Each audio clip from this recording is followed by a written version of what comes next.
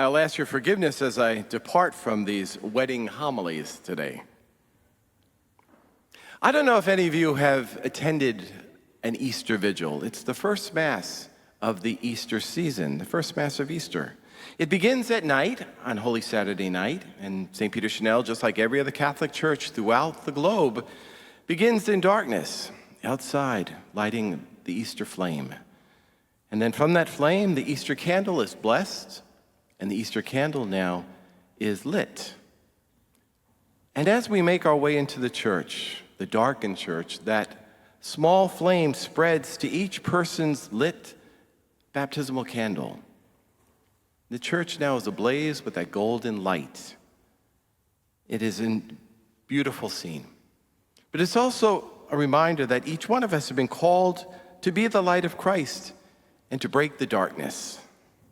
And we're called to continually be transformed by our encounter with the Christ and sharing his mission.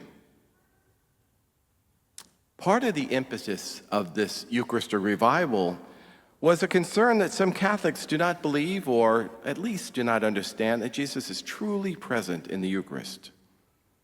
And even though our senses perceive bread and wine, the Eucharist is Jesus, body, soul, and divinity.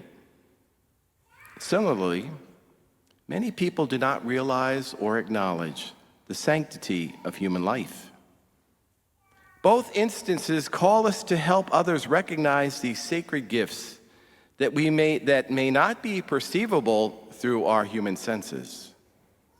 We need to help others understand that just because something may not be apparent to our eyes does not mean that it is not there or that it's not important. We begin this month, Respect Life Month. And we do that because we live in a society that rejects those who are weak, fragile, or vulnerable. And yet, it is precisely within these conditions that a person is most in need of our care and our protection.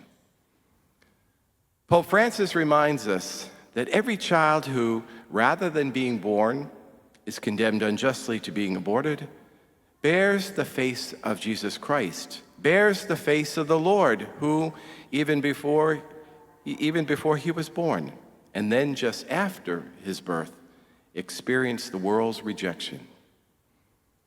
And of course, the late St. John Paul II wrote, "We are facing an enormous and dramatic clash between good and evil, both death and life, the culture of death and the culture of life.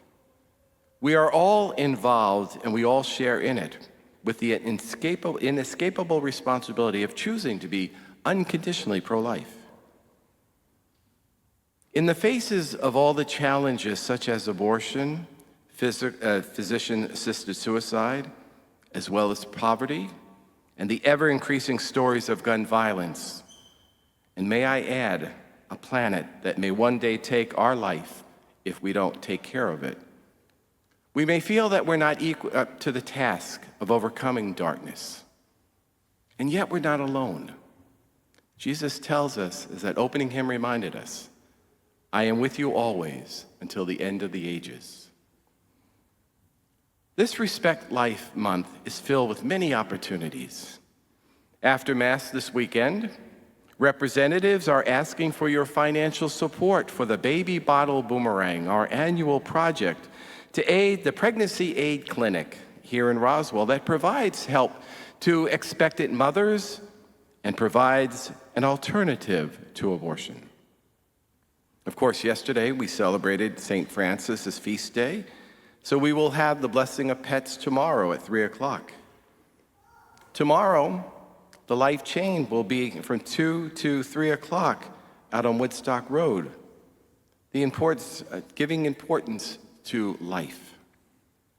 Next weekend, our St. Vincent de Paul truck will be at the Q of A parking lot to collect used, and may I say clean, used household items and furniture to go to those in need. And Saturday, October 19th, bright and early, will be the 5K run walk that benefits children with special needs. And the end of the month will be an invitation for all those caregivers who are helping those living with dementia.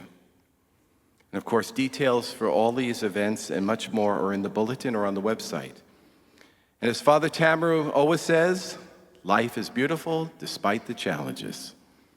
And so we celebrate now all that God calls us to do in sharing the dignity of life. And so with that, let us stand as we profess our faith. I believe in one God,